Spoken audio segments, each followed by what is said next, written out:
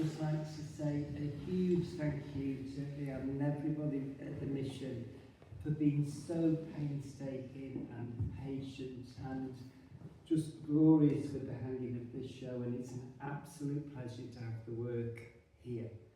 And as you said, it absolutely fits this space brilliantly. This is such a loaded space here, and this work has embraced that space, and the space has embraced it perfectly. And it's just a great pleasure to be here and to have the opportunity to show the work here and to work with people who have just masterfully put this together here. So thank you everybody for doing that. I'd just like to say a big thank you to all the people that have worked with as well to help realise this work, because work such as this doesn't get made in isolation. It may have my name on it, but actually it's a much more collaborative process with people like Dowie here, who is responsible for the brilliant image making, and people like Steve, who have put the stories and the production, and the actors who did that too. So it's a real collaborative thing that you will see and hopefully experience within the space today. Just to say, if you don't get a chance, because this is a show which is about the fusion really between storytelling and the visual storytelling, and if you don't get a chance to sit in each one of these chairs and hear each one of those stories, then they are downloadable from my website, and on SoundCloud with Giddy Goat as well. And at the back of the catalogue here, there is a link to the, it's somewhere in the back, I'm going to go through it now. There's a point that you can go to on your phone, and it will automatically come up. So there's your little link with those. So thank you everybody for being here, for coming out on such a blustery, brisk day. And what I thought I'd do is just give you a little introduction as to how this work came about. That previous to this, I was an artist who'd always worked primarily with archive imagery. And in a way to retrieve that archive imagery was to reinvent it and to represent it. And I often did that through the translation of the photograph into a textile. The textile does something really rather marvellous when you start to impose a photographic presence on it, because of course the photograph is usually quite precious, it's quite immobile, it's on paper, and as soon as that gets translated to a textile, it becomes incredibly mobile, it becomes transient, it has a movement and almost a life with it that the actual image, printed image on paper doesn't. So I've been chasing that movement for quite a while, and then decided to actually begin to turn the lens on myself. And that change from working with an archive image to a much more self-reflexive image came about through various reasons really, and one of those, the primary reason for that, was a descent into a period of ill health really for me, and noticing a change around the physical body and also mentally as well.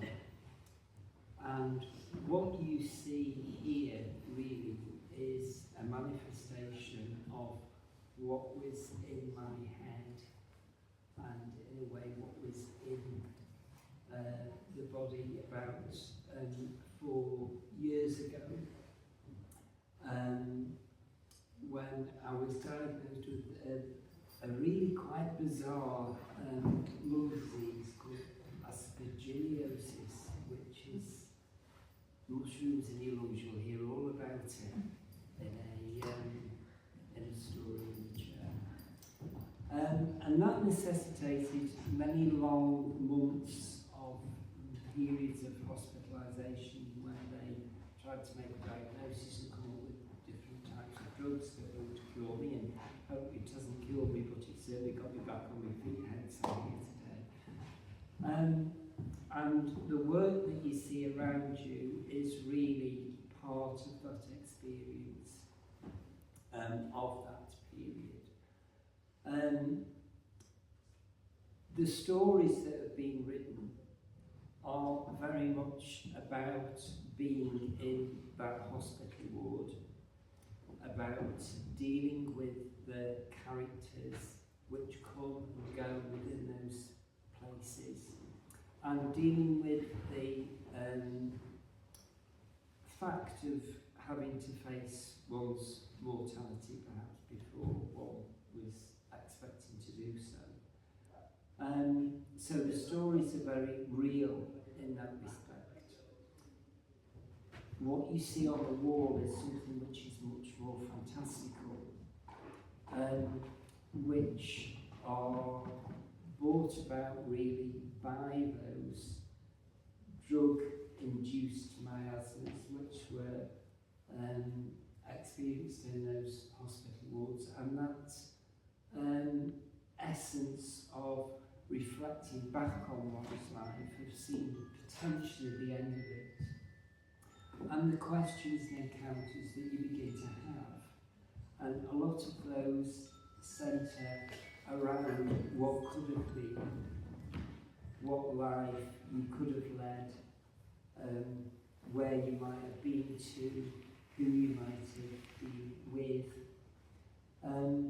but also about going into a mental state of fantasy where recall comes about in quite involuntary ways.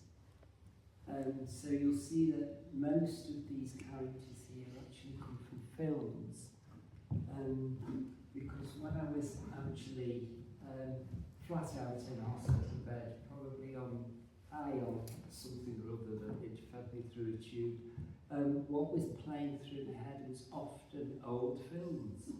I used to love old films, and when I was a lad I would watch the matinees on the BBC Two with my nan every Saturday afternoon, and a lot of those films have remained with me, or I didn't think they'd remained with me until I was in a particular mental state where you get a lot of recall and a lot of flashbacks to things that you think have been emptied out of your head and have long since gone, and actually nothing has actually gone, it just needs a trigger to recall. And lots of times in those hospital beds I was back in front of those movies with those characters, and I was loving every single minute of it. Which was rather peculiar, I think, for some of the staff in there when they said, oh, you need to snap out of it and come round. I didn't really want to snap out of it because it was a very nice time. Anyway, what I thought we'd start off with is if I play you a little story, and you can hopefully then see how those experiences, the very real lived experience of being in a hospital ward, may relate to these fantastical images which were in my head at the time. So the show is really born about by that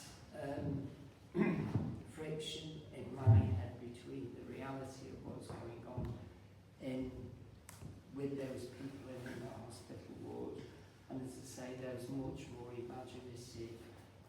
meanderings that you have as a patient too. And I certainly learned an awful lot in those situations about the loss of personal agency, especially during times of illness, about the effects of institutionalisation and about relationships between people and how they change very dramatically in periods of ill health.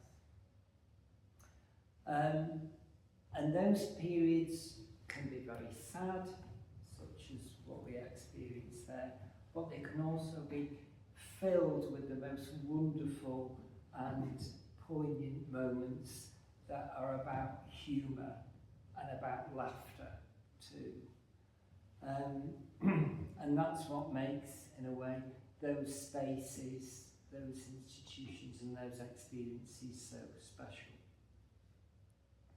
So moving away from those stories, we start to then move into more visual storytelling, which began to come about with lots of things that I used to think about in terms of movie characters, so you might recognise some of those. You might recognise Rumpole of the Bailey on the top line there, but also these characters pay homage to another really important thing, which I absolutely thought about in hospital, which is about a loss of identity. When you go into hospital, you're often divested of your clothes, you're often stripped down, you're often reduced down to your underpants. Yet what we wear and how we present ourselves is so absolutely fundamental to who we are as people. And when you lose that, you very much become a patient and you become a number. So in a way, what I'm doing here is reinvesting myself of those characters, of those identities that I might have, what I might be and what I might have loved to have been or fantasised about being. And you see here, yes, it's the same person who's talking here, but dressed in these different array of outfits. So we get Dixon and Doc Green there from the 50s, down to the Admiral, down to the lawyers, down to the milkmans, the pilots. And what's remarkable, I think, or what became remarkable to me, and perhaps to Dylan as well when he was taking them, is that you actually begin to take on a very different stance and adopt a very different personality when you put those clothes on. So outfits do something very remarkable to you and to how you convey yourself. It's not just about putting on a different shirt or a different pair of trousers or a different pullover. They are remarkable in that they change the person that you are. And I think you can see that basically in the imagery that we have here. I've always been really interested in clothing anyway. I used to use it an awful lot when I was teaching textiles and art and design, because the best way to teach people about cloth was to teach it through clothing. So you might relate to a student the absolute beauty of a wool serge for keeping one dry and keeping one warm, which could be demonstrated in a policeman's cape from the 50s, down to the much more drapey sewing cloth that would be in the costume of the vicar, for instance. next to the wall hat of the funeral director, which of course will keep him warm when he's tending the graveside. So I had quite a big collection of clothing anyway, perhaps an embarrassment of costume, I'd say, because that's the right collective term for it, an embarrassment of costume, which these became. So I began to photograph myself in these costumes, and then they are stitched. And the stitching in these pieces is very methodical, it's very slow, it in a way transforms a very, very light cotton organza fabric into something which becomes much more akin to tapestry in its insistence and its texture at the end of the day. And you can see here that the image is split, and as you walk round them, it should in a way bring an effect of a flicker. So it breaks a very solid image up into something which is much more transient and moves. And that flickering, again, is almost nostalgic. It relates to watching those movies on black and white television with me now, where the image used to go slightly out of control and you would have to hit the, I think it was the control button at the bottom, what was it called? It was something which made the image go up and down, and at the top of the screen there was always a little bit of fuzzy line which was in a black and white band at the top, which hold, that was it, it was the hold button on the television, which I used to hold for a long time when the screen flickered. And so a lot of this insistent striping is about that thing of an image and a movie that comes in and out of vision, both on the screen when I was watching them with her, but also about images and narratives which come in and out of vision when they're in your head. So they are theatrical, they are movie-like in their intent, they're slightly rough, slightly larger than life. This grouping of figures here is much more alive, literally, than some of the others. And what I hope you get in the exhibition is a sense of the figure being dressed up as becoming different, becoming other, adopting these different personalities. But like in the hospital, the slow divestment from the body of those clothes. So in the acts around the vicars, you will see that the body is becoming much more exposed, where the clothes are being removed, where we begin to be stripped down to our underwear, literally. And what that does, actually, on the perceptions of the body, it's the same body. It can look quite robust here. It can look quite authoritarian. It can also look quite healthy. The same body in this image, in the string vest and pants, can look much more frail and much more vulnerable. We then move to one of the last images that was done in this series, which is obviously much more monumental.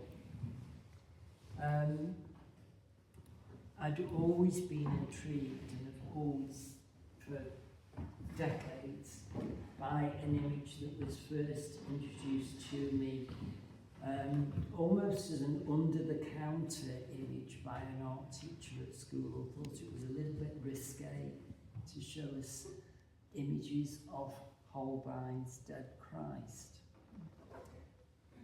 because in Holbein's image, his rendering of Christ in the tomb is quite contentious, in that he's beginning to become putrefied. So he's green, you could imagine he's a little bit smelly and he's going off. So it really defies some of the liturgy. It was certainly a very, very brave image to paint in that particular point in history. But that image of the Christ and the putrefied body has always remained with me and had always been absolutely fascinating. It was also an image which was very much with me and very much part of my nightmares, I'd say drug-induced nightmares at that period of health, where I very much became that Holbein. Not that I became Christ, but I became or feared being that putrefied body. And in a way, this image is about making real that nightmarish dream which used to occur to me in that hospital bed. So here we have a homage to Holbein.